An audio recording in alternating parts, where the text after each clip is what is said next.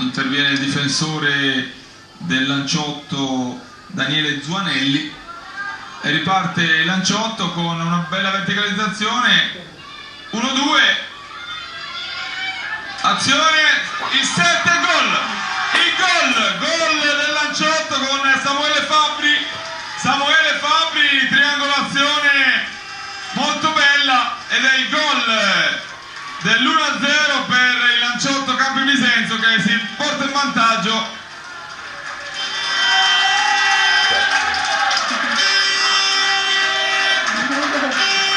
Samuele Fabbri, nato il 10 marzo del 99, dall'1-0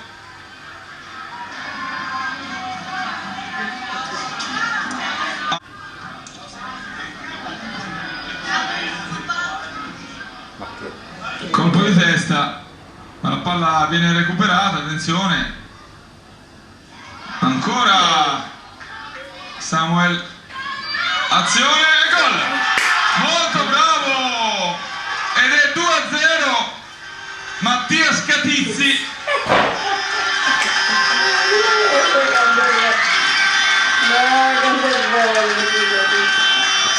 Mattia Scatizzi, ma parte del merito va proprio al numero 7, a Samuele Fabbri, che recupera il pallone sulla sinistra, lo riesce a crossare, e poi è bravo Mattia Scatizzi, un po' alla Paolo Rossi, a calciare di destro e a segnare il 2-0 per il Lanciotto Campi.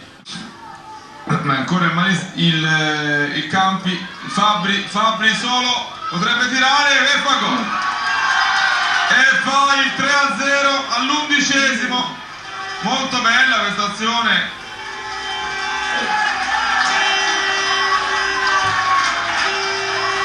molto bella, il 3-0. Diciamo che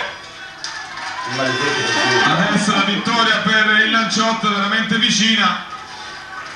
Fabbri, insomma, effettivamente ha una prestanza fisica non indifferente, che interviene e sbroglia la situazione. Il numero 5 del Lanciotto, Daniele Zanuelli, ed adesso riparte in contropiede, di nuovo Fabbri, è solo, prova a crossare, ed è gol, quarto gol.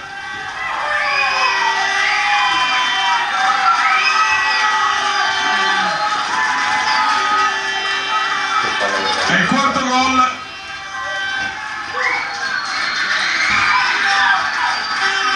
Quindi penso, e si termina la partita anche. Vince la trofeo Ardengo Soffici il Lanciotto Campi Bisenzio 4-0 sul Montalbano. Io vi saluto, vi ringrazio, e adesso ci sono le premiazioni. Quindi il primo posto per il Lanciotto, secondo per il Montalbano, terzo il Maliseti e quarto il Vinci. Grazie da Vesto Trifoni per questa 29esima edizione dell'Ardengo Soffici.